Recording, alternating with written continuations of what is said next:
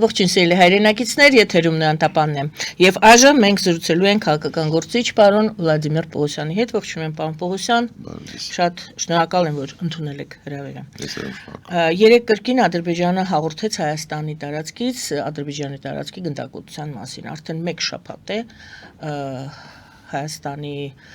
եւ քաղաքագետները եւ լուծաբանները փորձում են բացատրություն գտնել Ադրբեջանի նման գործողություններին, քանի որ հայկական կողմը մշտապես հերքում է այդ հաղորդագրությունները եւ իմ խնդրանքն է ձեր կարծիքը դուք ինչ եք կարծում այդ խաղաղ պայմանագրի բոլոր կետերը համաձայնեցնելու մասին հայտարարությունից հետո ինչ է անում Ալիևը, ինչ է անում Փաշինյանը այժմ։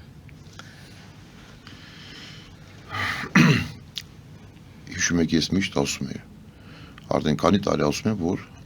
Ադրբեջան խաղաղության պայմանագիրը չի ստորագրել։ Դրանք համատեղ Թուրքիա,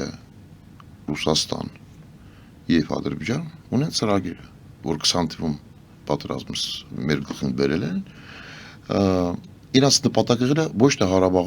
Ղարաբաղը հետ նվեր է եղել, ոնց որ բոնուս Ալիևի համար։ Հիմնական նպատակը եղել է միջանց բացվելու։ Չի ստացվել, բանակը չի թողել, որ միջանցքը ճյուղվեն մտնեն։ Հիմա քանի որ չի ստացվել, պիտի բացեն, բոլոր դեպքերում պայմանավորվել են Ռուսաստան, Ադրբեջան ու Թուրքիան։ Այդ մենք պիտի հասկանանք։ Դրա համար դրանք ամեն ինչ անում են, որ ստիպեն կամ մենք բացում ենք մեր ձեռքերով, սենց ասում ենք, հա, եկեք մտեք։ Կամ պատերազմով։ Քանի անգամ Փաշինյանին ասում ենք, որ լսի կուստորագրությունը, քանի որ դու թույլ ես, ոչ թե որպես երկի ղեկավար, որպես ղեկավար մենք հասկանում ենք ով է, որ դու այսքան թույլատրել ես Հայաստանը, որ կուստորագրությունը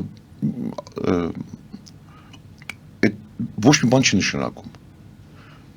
Կուստորագրությունը ապահովում է բանակը եւ ուժեղ պետությունը։ Եթե դու չունես ուժեղ պետություն եւ չունես ուժեղ բանակ, կուստորագրությունը ոչ մի բան չի։ Այնա նայեք, աշխարհում քանի պետություններ ստորագրել են, հետո պատերազմ սկսում իրար, մեկի վրա հարձակումը, չէ՞։ Փաշինյանը վերջապես պիտի հասկանա։ Այդ որ դու 20 թվականին հարձակվել ես բանակի իրա, գեներալներին ստացնում ես, ձերբակալում ես, զինվորականների իրա քրեական գործեր ես բացում, սաղին մեղադրում ես, դու էլ մաքուր, դու էլ վաշի մեղ չունես, ընդհանրապես։ Ու սկսել են այդ թեզեսներ բանակը, վատնա բանակը թույլ արեցինքը, եթե բանակը այսքան թույլ է, այդ 22,000 թուրքը ոնց են ոչնչացրել, այդ մենակ ադրբեջանցիների զորքի մասին եմ ես ասում։ Բայց 1650 հոգի Թուրքիայի սպեցնա հատուկ ջոկատներին, աղաբիջներին, արաբական երկրներից, Պակիստանի ջոկատներին։ Այդ ով է այսքան ոչնչացրել։ Դու այսքան ասել ես բանակը, ժողովրդնայք, բանակը թալանչի, բանակը ես առանձնացրել ես, հիմա քո ստորագրությունը գոյություն չունի։ Դու չես կարող դիմադրես, որովհետև էլի ադրբեջանցիների մեջքի հետևից կաղնելու է Թուրքիան եւ Ռուսաստանը։ Իհարկե Ռուսաստանը չի մասնակցում պատերազմին, բայց տարբեր միջոցներով օգնում է։ Ամենակարևորը ոչ թե ինքը դաժե ադրբեջանցիները օգնում, մեզ չօգնում, զենք զինամթերք չի ուղարկում։ Դրա համար ես ասում ստեղ ինչ անում Ալիևը, ինչ է նախապատրաստում։ Իհարկե կա ռազմաքաղաքական ծրագիր իրանց գլխավոր շտաբում եւ նախագահ շտաբում։ Ու դա կոչվում է գիբրիդային օպերացիան։ Այսինքն իրանց նպատակը առաջինը դրանք շանտաժ են անում, որ նայ, եթե դու Նիկոլ Փաշինյան չես անում ինչ որ մենք ասում ենք պիտի անես, նայ արդեն մենք պատրաստում ենք։ Ամեն օր քեզ մեղադրում ենք, որ դուք մեր վրա կրակում եք։ Սահմաններում անհանգիստ իրավիճակ է ստեղծվել։ Կամ դու համաձայնվում ես, նայ, այսինքն ճնշում են։ Կամ մենք պատրաստ ենք սկսելու։ Ամեն օր Հայաստանը մեղադրում են, չէ, որ մենք կրակում ենք, բան ենք անում։ Փաշինյանը պիտի հասկանա վերջապես, ամեն անգամ ասում եմ, ես ստորագրում եմ, ես վաղը պատրաստեմ ստորագրել, ես վաղը չեմ իսօր պատրաստեմ ստորագրել։ Իրան ասում եմ, այլս այդ ախպեր ջան, չի ստորագրելու։ Դու բանակով զբաղվի։ Դու ժողովրդին բացատրու, եկեք միավորվենք, առանձնացրել ես ժողովրդին, բանակին։ Սենց չի լինի։ Ես ասում եմ, հիմա մեր ժողովուրդը շատ առանձնացած է։ Նայեք ամեն օր նույն թեզեսները։ Տարբեր քաղաքական գործիչներ պոպուլիստական բաներ են ասում, էլի բանակի դեմ։ Բանակի ես մեր բանակի տրամադրությունը գիտեմ, հոգնել են արդեն։ Մի օր գալու ասենց ասելու են, էլի ասելու են բանակ պատրաստ բաներ, բանակը զենք շփորտել ասել, դե գնացեք պայեք սահմանը։ Էդ եք ուզում, սաղ։ Այն քաղաքական գործիչների մասին եմ ասում, մեծ մասը։ Շատ վտանգավոր բաներ եք ասում, բան Ես չեմ ասում, քաղաքական գործիչներ, որ առավոտվանից մինչև երեկոն դառել են փորձագետներ, բանակից բան չեն հասկանում, անվտանգության համակարգից շատ հեռու մարդիկ են, նայում են, որ ժողովրդի ոնց ինչով կարանք, սենց անենք, որ ասեն, հա, լավ, ապրես նայ ոնց է խոսում, սկսում են էլի բանակի դեմ աշխատել։ Պարոն Պողոսյան, մի վարքյան, ինչու, որովհետև այդ ժողովուրդը ականջներով ապրում, այդ քաղաքական գործիչներ, առավոտվանից մինչև երեկոն, որ գոռում են, խոսում են, չէ՞։ Մեկը չասում, այ մի հատ բացեմ նայեմ իրանք կենսագրությունը, ինչ ճանապարհ անցել, պետական համակարգում փորձ ունի, ինչ ունի, չէ, նա ինչ է խոսում, Հայաստան Սինգապուրա դառնալու, այնա մեկը եկավ, խոսք է տվել, այս մեկին նստացնելու եմ թալանչներ, բանման, նախկիներ, էսյան, հիմա Range Rover-ի մասեր է խոսում։ Ժողովուրդը վերջապես պիտի հասկանա, չէ, աչքերը պիտի բացի, ոչ թե ականջներով ապրի, աշխատացնի այս գլուխը։ Սա որ նայում են ով ինչ ասում, բա նայ, բա լսի, բա ոնց, ինչ խոսքեր է տալիս։ Սեժը կլատվել, Ռոբիկը էլ, Նիկոլ էլ։ Տարբերություն չկա, բայց պետությունը չի զարգանում, չի ուժեղանում։ Վտանգավոր բաներ էստեղ է։ Ալիև այսքան հասկանում է։ Երրորդ բան էլ կա, ես չեմ բացառվում։ Նայեք, դուք էլ գիտեք, սա որ իմ մասին ադրբեջանցիներ խոսում են, ամբողջ օր, իմ հետևից ընկած են։ Խոսք ունակ մենք որպես զինվորականներ, մարդիկ որ անցել են ուժային կառույցներում մենք եղել։ Մեծ փորձ ունենք ու մեծ ճանապարհ։ Մենք գալիս ենք վերցնում, Ալիև հասկանում է, որ մեր հետ ոնց որ Նիկոլ Փաշինյանն խոսում է, ստիպում է, մեր հետ չի ստացվելու։ Սենց երկրորդ վարչապետ կամ նախագահ քիչ արել Ալիևը։ Փաշինյանի նման երկրորդին չի ունել։ Ալիևի համար։ Ես չեմ բացառվում Ալիևը սենց քայլեր անելու, որ Հայաստանը ստիպված մտցնելու է ռազմական դրությունը ու ոչ մի դրություններ չի լինելու մի քանի տարի։ Այս ծրագիրը էլ պիտի մենք հաշվի առնենք։ Որպեսզի Փաշինյանը մնա։ Նայեք, ես 21 թվականին բոլորին ասել եմ, դուք շանս չունեք։ Բոլոր կուսակցություններին ասել եմ։ Եվ Արտուր Վանեսյանին, եւ ուրիշներին ասել եմ, դուք շանս չունեք, մոռացեք։ Նիկոլը մնալու է, որովհետեւ դուք ճիշտ չեք աշխատում։ Ու Նիկոլը մնա, չէ՞, մինչև այսօր մնում է։ Հիմա ես ձեզ հակառակն եմ ասում։ Նիկոլ Փաշինյանը, եթե ոչ մի բան չի լինի, ռազմական դրությունը չեն մտցնելու, պատերազմը չի սկսելու, Նիկոլ Փաշինյանը եւ Իրան կուսակցությունը շանս չունեն մնան իշխանությունում։ Այսինքն այդտեղ ակնարկ կա ձեր ասացի մեջ, որ Փաշինյան, Ալիևը եւ Փաշինյանը այժմ համատեղ են գործում։ Ես չեմ կարամ, այդ շատ ծանր մեղադրանք է։ Եթե ես բան Եթե դուք ասում եք, որ այն ինչ անում է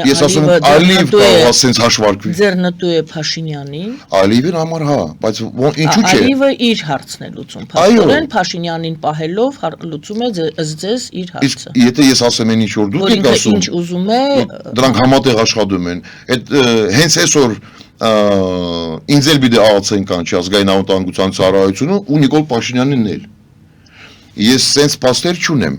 Ես ասում եմ Ալիևը կարող է հաշվարկվի, ասի, այնա մարդ ասում էր, ես պատրաստ եմ, սահմանադրություն եմ փոխում, ես եմ փոխում, ես եմ ստորագրում, ես եմ տալիս, էլ ինչ պիտի տամ, արի մտի գնա, ճանապարհ եմ բացում, չէ՞։ Երկրորդ սենց մարդ Հայաստանում չկա։ երրորդ, չորրորդ չկա, բացի իրան թիմի անդամներից։ Այսինքն Ալիևը այս գործողություններով ճնշում է գործադրում հասարակության վրա ձեր կարծիքով։ Այո։ Եվ Դա հիբրիդային պատերազմ է։ երկրորդ տարբերակն էլ մեկը դուք ընտրությունների հարցը բարձրացրեցիք, որ ձեռնտու է իշխանությունները, երկրորդ տարբերակն էլ, եթե իշխանությունները հակված են եւ սահմանադրությունում այն փոփոխություններն անել, որը պահանջում է Փաշինյան ներողություն Ալիևը եւ բոլոր մնացած ուրեմն զիջումները անել, ապա լավ հոգեբանական վիճակ է ստեղծում Ալիևը այս ամենօրյա ռեժիմով այսպես ասած պասա տալիս հայտարարություններով եւ ակնարկելով որ ռազմական գործողություններ կարող է անել վախեցնելով այսպես ասած հասարակությանը որպեսզի Փաշինյանը հեշտությամբ անցկացնի Ալիևի պահանջները կամ եթե տենում են նայեք նույն Ալիևը ասում ամբողջ ադրբեջանական ԶԼՄ-ներ ասում են որ դրանք են հաշվարկում, դրանք արդեն գիտեն, ասում են, որ այս կուսակցությունը, Նիկոլ Փաշինյանը, դրանք համարյա Հայաստանում ռեյտինգը չունեն։ Եթե նայեք, դրանք այսքան արդեն ասում են, դրանք են միշտ ասել, Իրան ռեյտինգը Հայաստանում շատ բարձր է։ Հիմա նույն դրանք են ասում, որ այս իշխանությունը արդեն ռեյտինգը լրիվ կորցրել է։ Եթե հիմա լինելու են ընտրություններ, դրանք չեն անցնելու, հաստատ թռնում են։ Դրա համար Ալիևը նստած ասում է, այդ մարդը պատրաստ է ամեն ինչ ստորագրել, ամեն ինչ տալ, ինչ որ ես ասում եմ անում է, Արարատ չի, սահմանադրությունը չի, թավուշը չի, չգիտեմ ինչ է, ինչի, ես իրան չունեմ իրան կորցնեմ, հասկանալի անեմ տոր մծրի ռազմական դրությունը մի 3-4 տարի մնա։ Երկրորդ բանը ինչ դուրս բերեցի ձեր այդ առաջին հարցին պատասխանից, այն է որ Փաշինյանը հարցի տեսքով եմ տալիս արդյոք այնինչ դուք ասացիք նշանակում է որ Փաշինյանը իր հայտարարություններով եւ գործողություններով թույլատրել է բանակը տեսեք դուք ասացիք ցանկացած ստորագրություն ցանկացած երկրի ցանկացած ղեկավարի ստորագրության բանակն ապահովում այո ապահովումը դա ուժն է զինուժն է եւ տվյալ դեպքում դուք ասում եք որ Փաշինյանը ոնց որ եւ պարակտում կա ես ուզում հասկանամ ավելի ճշգրիտ դուք ձևակերպեք ինչ է անում իր գործողություններով բանակի հարցում գուցե մաքրում է բանակը գուցե ավելի ուժեղացնում է բանակը այնինչ դուք ասում եք ստացվում է որ թույլատրում է բանակը եւ կարող է գալ մի պահ տեսեք դուք ասացիք որ ես ասացի վտանգավոր բաներ եք ասում որ բանակը չկանգնի Փաշինյանի կողքին կամ բանակը չկանգնի պետության կողքին ես հասկանում եմ որ պետության կողքը եւ Փաշինյանի կողքը տարբեր է դիտարկում բանակի կողմից բայց կարող է գալ այդպիսի մի պահ ինչ է անում Փաշինյանը եկեք Փաշինյան բանակ փոխհարաբերություններ ավելի շուտ Փաշինյան բանակ եւ հասարակություն փոխհարաբերություններ նախ եւ առաջ բանակը իրավունքությունը գա Փաշինյանի կողքը կանգնի սահմանադրությունը թույլ չի տալի բանակը ծառայում է պետության եւ սահմանադրության ինչ է նշանակում գա Փաշինյանով որ բանակ իրան կողքը կանգնի լավ այդ բանը չեմ ասելու պատերազմի ժամանակ կոչեր են անում ճիշտ է ղեկավարները համախմբում են ժողովուրդը բանակին այսպես ոգեշնչում են Փաշինյանը ոգեշնչելու է բանակը ինչպես է պատասխանելու Փաշինյանին Փաշինյան բանակ փոխհարաբերություններ մենք գիտենք որ այդ իշխանավորներ ունեն իրենց բլոգերներ կա չէ անուններ չեմ տալիս հետո բան չի պատկերացրեք այն բլոգերներ որ դրանք հրավիրում են իրենց մոտ եթե ինչ որ բանկետ են անում չգիտեմ ինչ հացենոտում հրավիրում են նստում են նույն Համակոպյանն է հրավիրում մարտիկան որ հրավիրում է այդ մարտիկ ամբողջ օր տիկնապաներ ունեն այդ բլոգերներ տիկնապաներով են գալու ասում են ամբողջ օր բանակի դեմ ամբողջ օր բանակի դեմ բաներ են ասում որ մեր բանակը հատուկ հրետանավորներ կրակում են սպանել մեր զինվորներին հիմա այդ ծնողներ նստած լսում են ասում են կարող է sense բան ա եղել հիմա պատերազմը սկսվում է ծնող ասում է ես իմ երեխու չեմ տալու եթե sense բաներ եղել ով ասել որ հիմա ջայլ չի լինելու բայց եթե սուտը հասկանում եք առանձնացնում են բանակ ու ժողովրդին որ ժողովուրդը չի ես չգիտեմ ինչ համար Նիկոլ Փաշինյանի այդ բաները է պետք 20 թվականին որ իրան թիմը սկսել է բանակի վրա հարձակվել քար շպրտել մենք որպես բանակ իրանց գուշացրել ենք ասել ենք լսեք թարգեք այդ ինչ եք անում փոխանակ միավորվենք ազգ, բանակ, կառավարությունը։ Միասին ելնենք այս ծանր պատերազմից հետո, քանի պետություն մեր դեմ դուրս է եկել։ Եկեք միավորվենք, համախմբվենք, ավելի ուժեղանանք։ Չէ, սկսել են բանակի իրա կարշուպրտել։ Դա շատ վտանգավոր բաներ է։ Պինոչետը մի անգամ ասում է, մինչև պատերազմը, ասում է, բանակին սիրում են, Աստվածին կանչում են, պատերազմից հետո բանակին դատում են, Աստվածի մասին մոռանում են։ Այդ Պինոչետի խոսքերն է։ Նույնը հիմա Հայաստանում։ Նույնը կներեք տարբեր քաղաքական գործիչներ, ինչքան մենք լսել ենք, որ վտանգավոր բաներ են ասում, վտանգավոր։ Մենք հիշում ենք, որ մարդիկ կան, որ ասում են շուշվի իրա մերոնք խփել են, որ հատուկ, որ ոստիկաններին սպանեն։ Սենց բան հնարավոր է։ Կներեք, այդ ժողովուրդը արդեն բան չի հասկանում։ Ու հազարավորներով նայում են, հետո կոմենտներ են գրում։ Ես ուզում եմ դիմեմ մեր ժողովրդին, մեր ազգին։ Դուք ականջներով եք ապրում, ականջներով։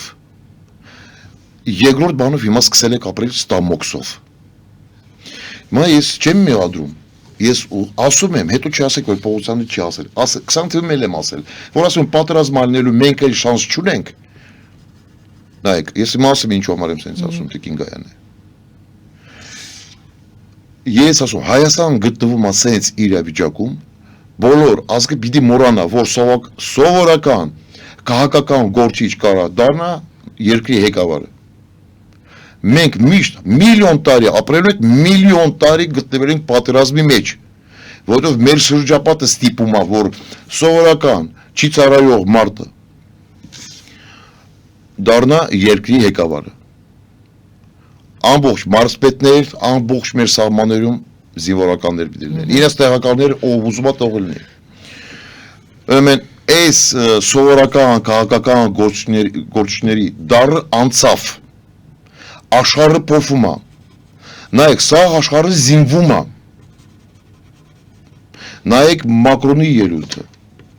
Նայեք Պուտինի ելույթը, նայեք Տրամպի ելույթը, բանակի հետ կապված։ Նայեք տարբեր երկրներում ինչ է կատարվում։ Սա զինվում են բացի Հայաստանից։ Այս անգամ պատերազմը սկսելու է նորից պիտի ասենք Ռուսաստանից պիտի բերենք, դեից պիտի բերենք, ստեից պիտի բերենք, հələ գործարաններ չենք սարքել։ Բավարար, որ մենք մեր բանակի համար աշխատեն։ Էլ պիտի սպասենք, սա Վրաստանը այն անգամ մեծ դավաճանեց, սահմանը փակեց։ Պարսկաստանը 10 օրվա մեջ մի օր է սահմանաբացում, որ զենք զինամթերք մտնի։ Վրաստան ընդհանրապես է փակել։ Երկրորդ ճանապարհ դու չունես։ Ինչու, որովհետև 20 տարվա մեջ մենք ոչ մի գործարան չենք ստեղծել։ Այսինքն կախված ենք եղել կամ Ռուսաստանից կամ օտար երկրներից, տարբեր տեղից։ 20 տարի ես ասել եմ գործարաններ ստեղծեք պատերազմի ժամանակ մեր սահմանները փակելու են։ Չեն լսել։ Հիմա նույն բան շարունակում։ Հիմա նայեք, Ադրբեջանը Իրան բանակը ուժեղացնում է, ավելացնում իր քանակը։ Մենք այդ ճանապարհով չենք գնում։ Մենք պիտի ունենանք մինիմալ բանակը էսպային 150,000-200,000 հոգի մարդ։ Մենք այս կանակը չունենք։ Չունենք այս կանակը։ Դա շատ վտանգավոր process է։ Նորից ասում եմ, ամբողջ աշխարհը զինվում է։ Մենք չէ։ Մենք պիտի ինտենսիվ աշխատենք։ Այն գումարը, ինչ որ մենք դնում ենք հիմա բանակի վրա, բավարար չէ։ Այն օֆիցիալ տվեր եմ ասում, 1 միլիարդ քանի միլիոն, դա օֆիցիալ կառավարություն ասում, նույն Նիկոլ Փաշինյան, որ այդ բյուջետը ավելացրել են։ Դա բավարար չէ։ Ադրբեջանը ծախսում է այսօր մոտորապես 4 միլիարդ 800 միլիոն դոլար։ Մենք էլ 1 միլիարդ քանի։ Հասկանում եք։ Մեծ տարբերություն է բանակի համար։ Մենք 2.5 միլիոն, դրանք 10 միլիոն։ Մենք ծախսում ենք 1 միլիարդ մի քանի միլիոն, դրանք ծախսում են համարյա 5 միլիարդ։ Պատկերացնում եք, ուր ենք հասնելու սենց։ Հետո նորից ծախսում են բանակը ձերկով ինչ պիտի անի։ Եթե կիսատ պայեսներ ենք ունենալու։ Պատերազմի ժամանակ այդ շատ շուտով ամեն ինչ ծախսվում է։ Ամեն ինչ շատ շուտ ծախսվում է դա։ Դրա համար մենք մտածենք խելացի կառավարություն պիտի ստեղծենք։ Իսկ սովորական մարդիկ այդ բաներից չեն հասկանում։ Չեն հասկանում։ Մենք լիքը մասնագետներ ունենք, որ լավ բաներ են ստեղծում բանակի համար, կարան ստեղծեն։ Նույնը Գումշանը ճանաչում եք իրան։ Ու լիքը սենց տեղեր կան, երիտասարդներ էլ կան, որ լավ բաներ են ստեղծում։ Ուր ասես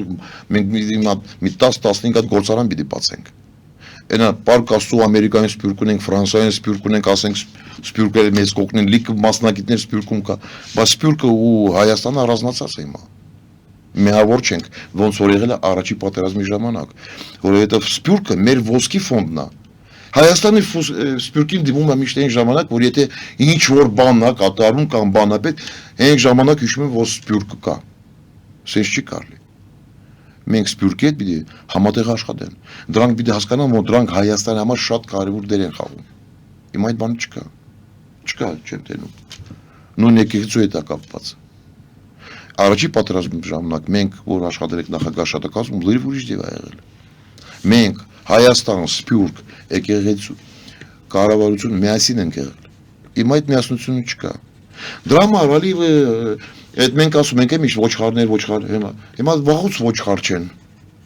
Վաղուց ոչխար չեն, դրանք շատ լավ հաշվարկում են հիմա։ Հասկանում ինչ է կատարվում, հետևում են ստեղ ինչ է կատարվում։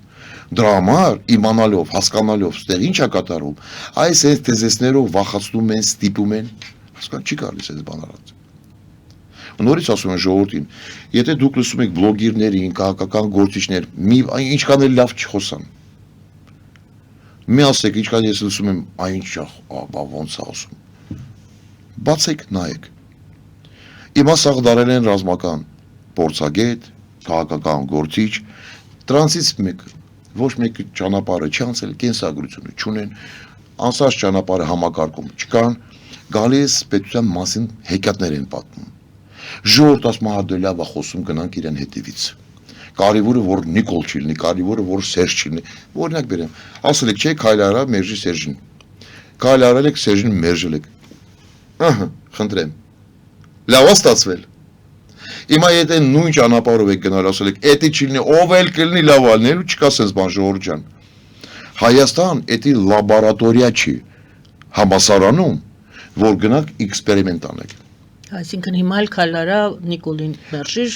Լուբոյ գա, ցանկացած գա լավ ալնելու։ Եթե ժողովուրդը գնալու է այս ճանապարհով, ավելի վատ ալնելու։ Ձեր նկարագրածով ստացվում է, որ պարակտված է ամբողջ եւ հասարակությունը եւ հասարակություն բանակ, իշխանություն բանակ, Սփյուռք Հայաստան կապն է պարակտված։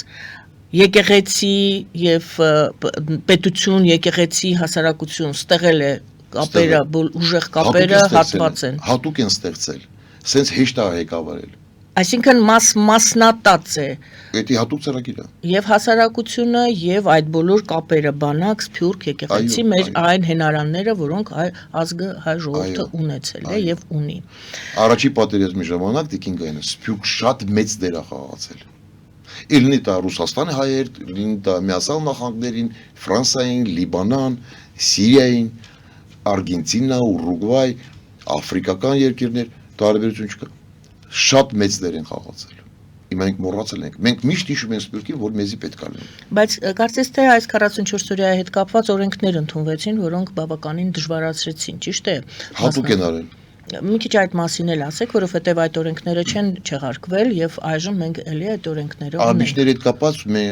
աշխարհը ունի Ժնևային կոնվենցիա։ Ահաբեկիչներ են դրանք կոչվում։ Ահա։ Կոնվենցիա։ Այո։ 17 թվին ստորագրել, Սերժը ստորագրել է, բայց պարլամենտը հնարավոր չի հաստատվել։ Այսինքն այս օրենքը, որ մենք միացել ենք այս օրենքին, կոնվենցիային ուժի մեջ չի մտել։ Այն ժամանակ ես գլխավոր շտաբի խորհրդական, մենք լիքը ինֆորմացիա ենք ստանում, որ ահագին մարդիկ ուզում են գան մտնեն Հայաստան օգնեն։ Տարբեր մասնագետներ ու ոչ թե միայն հայեր։ Ու մենք դերում ենք ցանկություն կա։ Մենք սկսել ենք այս ուղղության վրա աշխատել, մտածում ենք ոնց անենք, որ մտնեն, օգնեն ու շատ մեծ քանակով։ Այն մոմենտը, որ մենք արդեն պլանավորում ենք, արտադրության նախարարը առանց գլխավոր շտաբի հետ խոսալու։ Հիմա արժի մտցնենք պարլամենտի, որ հաստատեն այս օրենքը, մտցնեն Հայաստանին։ Դա չարժի հիմա։ Չեն խորտակցել գլխավոր շտաբի հետ։ Արտարադրություն նախարարը վերցնում է ուղարկում է պարլամենտը այս կոնվենցիան հաստատում են ու մեր կառավարությունը հայտարարում է որ Հայաստանը միացել է այս կոնվենցիային այսինքն այդ մոմենտին ես ընդ որում հենց պատերազմի օրերին մեջտեղը մոտարապես ամսի 10-ին 15-ին sense մոտարապես ես զեկուցում եմ գլխավոր շտաբին ասում զանգեր եմ ստանում sense բանը կարտեն ինքերազար ոնց հիմա ես գալիս եմ արտարադրության նախարարի մոտ ու շատ կոպիտ հարցերով այդ ինչ ես արել ինչու միջև պատերազմը որ անես ասեմ լավ չես իմացել հիմա հաստատել ես այդ բանը կամ պատերազմից հետո չես արել ինչու հենց հիմա ես անում որ ինչ ես ստացել եմ շատ աննորմալ պատասխան ասում քանի որ Ադրբեջանը այդ բանը օրենքը չի հաստատվել իր մոտ մենք հաստատում ենք որ դրանք դուժվեն Այր ասում լսեք դուք իրոք ֆազիկ գցած մարդիկ եք Սա աշխարհը ասում է որ արաբական երկիրներից դրանք տիրորիստ են բերել մեր դեմ Ան-Նուսրա, Մուրադ Սուլթան, Տախիրա Շախիր, չգիտեմ էլ ինչ իրանց ոչ մեկը չի մեղադրում ոչ մի սանկցիայի մեջ չեն գցում Դու էլ ասում ես մի օրենքի պատճառով իրանց պիտի մեղադրեն դրանք պիտի դուժվեն դու ասում իրոք դուք սենց եք մտածում ու դրանք այս գործով ահագին ու ահագին խանգարել են Ես ասում եմ լսի ինչ որ մի հատ դիմա բան օրենք ընդունեք եթե մարդ դնում է մեր դեսպանությունը գալիս մտնում ասում է ես ուզում եմ գնամ Հայաստանին օգնեմ միանգամից Հայաստան ազնագիրից ստանում է Կազմակերպեք որ Զվարթնոցում մտնում են հայեր Ամերիկայից Ֆրանսիայից իրանց քաղաքացիներ միանգամից ազնագիրի չեն արել ոչ մի բան նայեք ես չեմ ասում չի մտածված իմ մտածելակերպով ես ասում եմ մտածված հատուկ հենց պատերազմի մեջտեղ մցրել են հաստատվել են այս օրենքը Այսինքն դա քաղաքական որոշում է որը էլի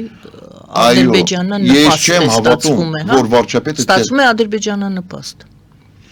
Ոնց ուզում եք հաշվարկեք ես ասում եմ ես չեմ հավատում որ վարչապետը տեղյակ չի եղել որ այս Ժնևայի կոնվենցիան պիտի ընդունեն Դուք հասկանում եք այս ժողովուրդը այսքան բաների չգիտե ես ասում դու արտարադրություն նախարար ասի որ սես բան չի եղել կարա ասի իմ աչքերին նայելով չի կարա Նախ այսքան էլ դուխ չունի որ նախքին իհարկե նախքին այսքան էլ դուխ չունի որ դեմ կարա sense բան ասի Այժմ գովազդ հայտարարենք եթերում գովազդից հետո կշարունակենք մեր զրույցը սիրելի հայրենակիցներ գովազդը եթերում մնացեք մեզ հետ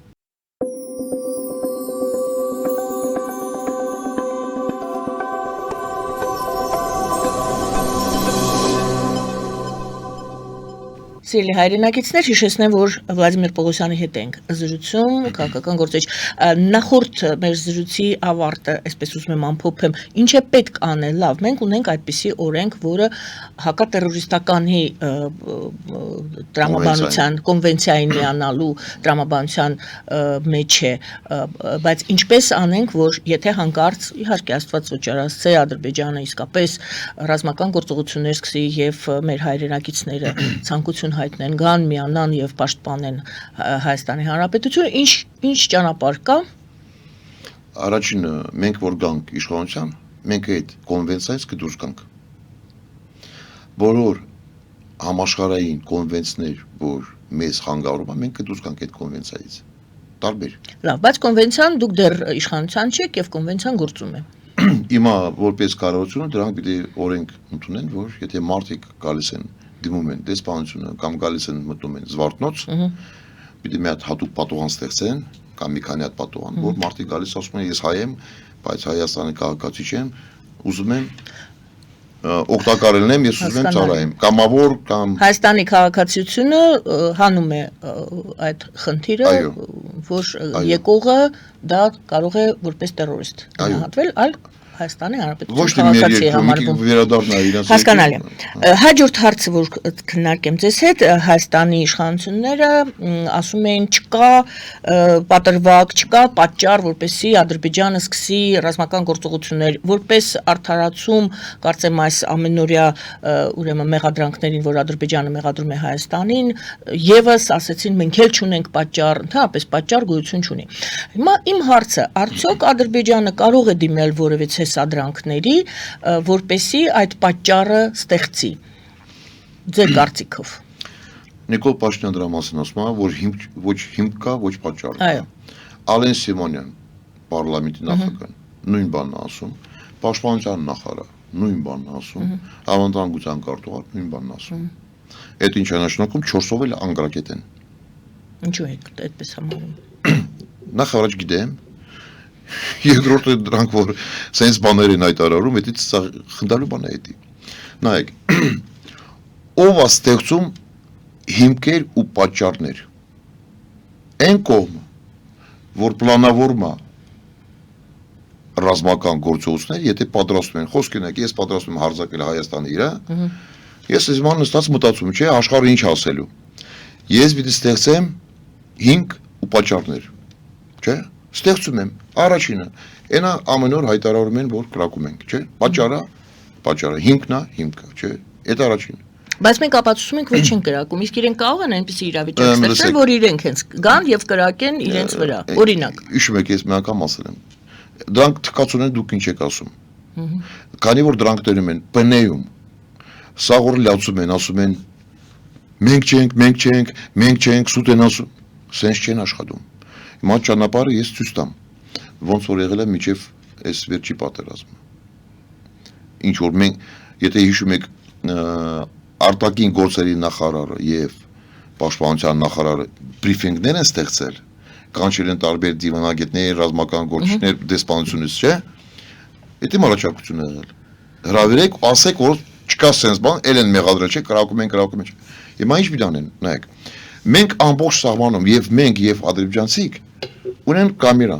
vision, night vision-ով, բանով ամեն ինչով կա։ Այդ կամերը 24 ժամ ձայնագրում է, 24/7։ Տեսագրում եւ ձայն։ Ահա, դե ամեն ինչ կա, օր, ժամ, ամիս կա։ Այսինքն, Ադրբեջանը ասում է, ամսի 18-ին ժամը 12:35, Հայաստանը կրակել են այս ուղղության վրա, այս մարզից ստեղ ասում են, վերցնում ես այս մասը, կտրում ես, բերում ես, ու սենց ինչքան ասում են։ Բայց դա այնքան պարզ բան եք ասում, ինչ է չի արվում դա։ Կանչում ես բոլոր դեսպաններին, արտաքին գործերի նախարար, դնում է, ասում են նայեք,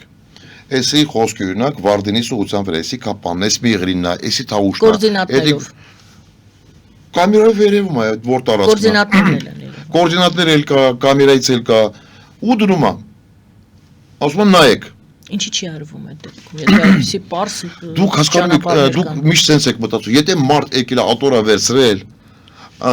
աշխատում է նախարար, չգիտեմ կամ ինչի, չգիտեմ, պաշտոն է զբաղեցնում, արդեն սույնքի ավտոմատով դառնում է խելացի մարդ։ Առաջինը դրանք շատ թույլ են, որպես մասնագետներ։ Երկրորդը, այդ կրեատիվ բաները դրանք չունեն։ Ինտելեկտ։ Քարեդարում ենք ապրում։ Քարեդարը գիտեք ինչու, գիտեք որ քարերը բրծավ դրա համար քարեդարը բրծավ, քարերը կա չէ, բայց քարեդարը չկա, որովհետև մարդիկ զարգացել են, չէ, բայց դրանք գտնվում են դեղ։ Այդ մի հատ գիտնականն ասել, ասում է, խի այդ որ ասում եք քարեդարը բրծավ, քանի որ էլ քար չկա։ Հիմա նայեք, հասարակ բան եմ ասում, չէ, կանչում ես ցույց ես տալի, ասում նայեք, օր ժամ չի համապատասխանում, կրակոց չկա։ Լավ, եթե Երկրորդ բանն ես ասում, վերլուծում ես, ինչու համար է անում են։ Դրանք ուզում են շանտաժով մեզ ստիպեն, որ մենք համաձայն ենք տարածքը տակ, միջանցքը տակ, այս տանք, այն տանք, սահմանադրությունը ստիպում են։ Ու եթե մենք չենք համաձայնում, դրանք պատերազմ են սկսել։ Պարոն Պողոսյան, երկրորդ տարբերակ առաջարկեմ ձեզ, ներողություն։ Մենք հիշում ենք, որ պատերազմի Ես ուզեցի վերադառնամ այդ մոմենտին։ Եթե դուք էլ հասկացաք ուրեմն նայեք։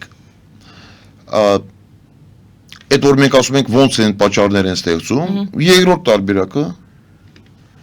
Մեր համազգեստ են հակում։ Հենց ճիշտ։ Ես միշտ էլ ասում եմ, մեր համազգեստ են հակում։ Մի հատ տարածք են ճարում, որտեղից կարան մտնել որ Երևան, մեր համազգեստով գալիս մտնում են Հայաստանի տարածքն, դեից կրակում են, մի քանի հատ ադրբեջանցիներ են սպանում, հենց դեղ, որտեղ իրաց կամերիկը դրացա։ Ձայնագրում են, ցույց են տալի, ասում են նայեք,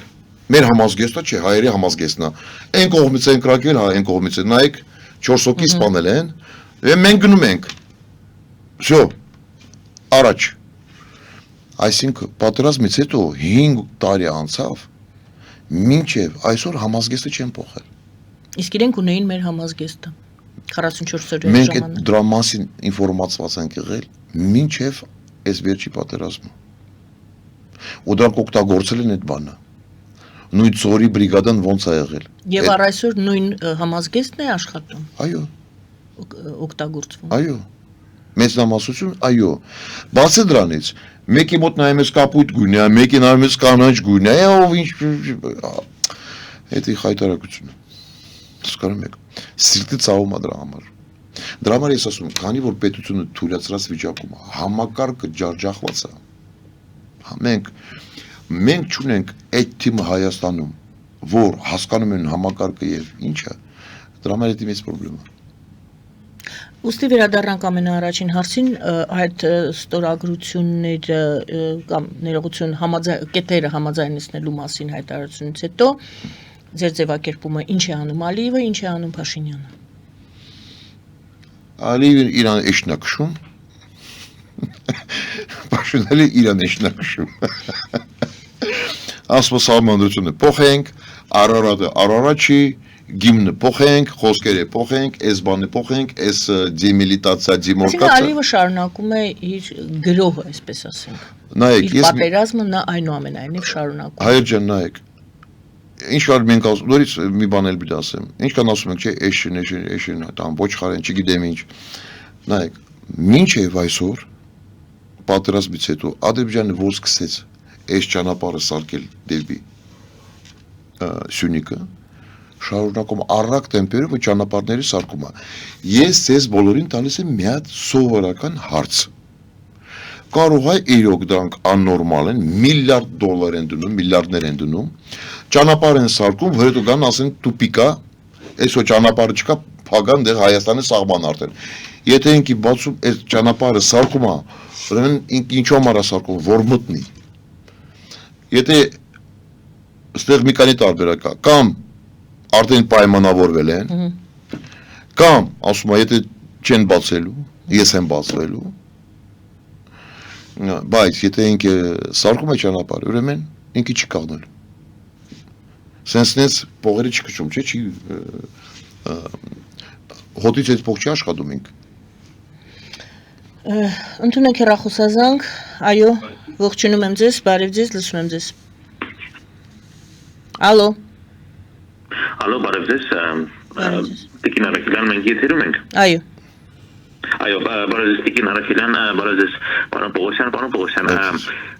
դուք ողջունում եմ ձեզ նորետապանի եթերում, դուք ասացիք, որ մեզ պետք են գործարաններ, որտեղ եթե պատերազմ լինի, սահմանը կփակվի։ Ես ձեզ հիմա ներկայացնեմ Պրոբլեմը եւ հարցը կլինի թե ինչ կարծիք եք, քանի որ դուք ցանկանում եք իշխանության գալ եւ այդ հարցերը լուծել։ Եթե պատերազմ լինի եւ սահմանը փակվի, նույնիսկ եթե մենք գործարան ունենանք, մենք չունենք հումք։ Պղինձը ռուսների ձեռքում է, երկաթ մենք այդքան չունենք,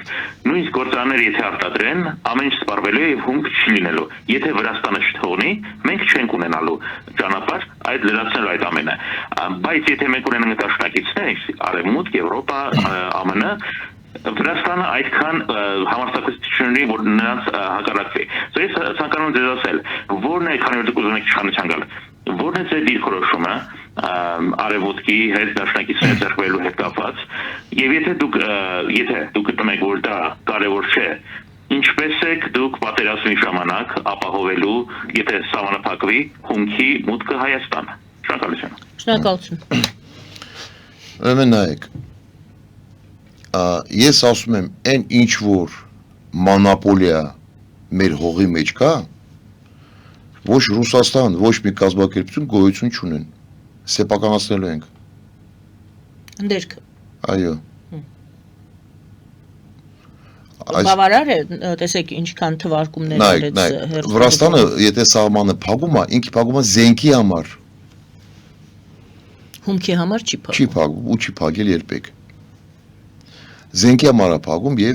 զինամթերքի համար է փակում։ Մնացում պատերազմի օրերի մասին է։ Այո։ Ոչ այս մինչ պատերազմական շրջանը։ Իսկ ընկերի համար չի փակում ինքը։ Այդ առաջին, երկրորդը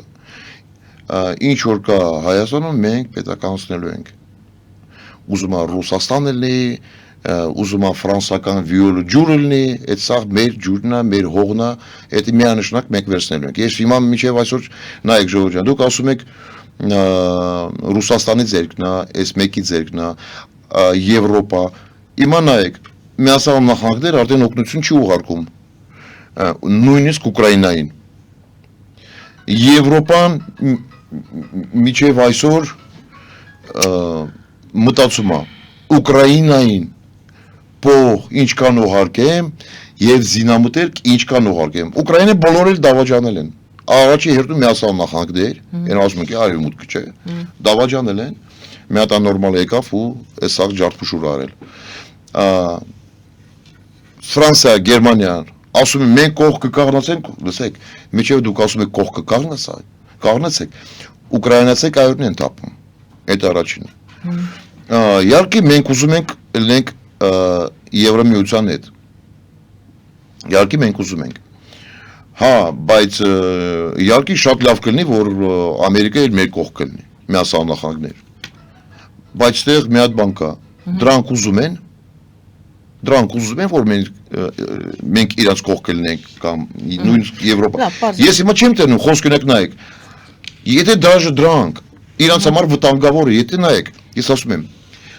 ընդհանուր 1 միլիարդ 360 միլիոն ամերիկացիք, 500 միլիոն եվրոպացիք, դեղել Ճապոնիան, Հարավային Կորեան, ու Կանադան, Ավստրալիան, եթե սենց վերցնում ես մոտավորապես 1 միլիարդ ուկրաինացիներին օգնում են, չէ՞։ Այն էլ դեղ Ռուսաստան 120-130 միլիոն։ Հիմա նայեք ինչ է ստացվում։ Տրամպ ասում է, ես չեմ օգնում, Եվրոպան մտածում է, ստացվում է, Ռուսաստանը բոլորին հաղթում է։ Էդ է ստացվում։ Ես դեմ չեմ Եվրոպայի, բայց նայեք, Մակրոնը շատ ասում, ես Հայաստանի կողքը կաղնացեմ։ Մենք ոչ պակաս հիմա գտնվում ենք վտանգի տակ։ Եթե դու Ուկրաինան ուղարկում ես 5 միլիարդ զենք, հա ինքի պատերազմի մեջ է, բայց մենք հալա որ պատերազմի մեջ չենք։ Հիմա չէ, մի ժամից հետո կարող են պատերազմը։ Եթե Ֆրանսիան, Գերմանիան, Եվրոպա մեր դաշնակիցներ են, դրանք հասկանում են, որ բալանսի չկա, բալանսի կոտրած է հիմա, ջարդացա։ Հայաստան-Ադրբեջանի մասին ենք ասում։ Դու ուղարկին այդ բալանսը։ Մենք հաստատ աշխատելու ենք Մակրոնի հետ, հաստատ աշխատելու ենք Մեծի հետ, Գերմանիայի հետ։ Տարբեր պետություններ, բացի Հունգարիան ու Սլովակիան։ Եթե Օրբանը ու Ֆիցոն մնալու են, ես իրան դեսպանատությունը ստեղ փակելու եմ։ Պարզապես դուք ասում եք ժամ առաջ պետք է ներսում ամեն ինչով ապահովել։ Բոլոր դեպքերում մենք դա ապահովենք։ Բայց Ուկրաինան չէ, որ Ուկրաինան էլ է արդեն արտադրում բավական։ Հիմա նայեք, Ուկրաինայի խնդրեմը ինչու մեջ է եղել ու մեր։ Նույն 20 տարին դեղին լափել, թալանով են զբաղված են եղել։ Ետ խորհրդային շրջան, այսպես ասենք, ետ խորհրդային պետություն է։ Կոռուպցիայի, որը կոռուպցիան խորհրդային միության ստեղ չեն եղել այսքանը, դրանք իրանց ավանդական մասին ոչ մեկը չի մտածել տարիներով։ Պատերազմը սկսեց, հասկացել են, բա պետության համար ոչ մեկը չի մտածել։ Գրպաններ են լսել,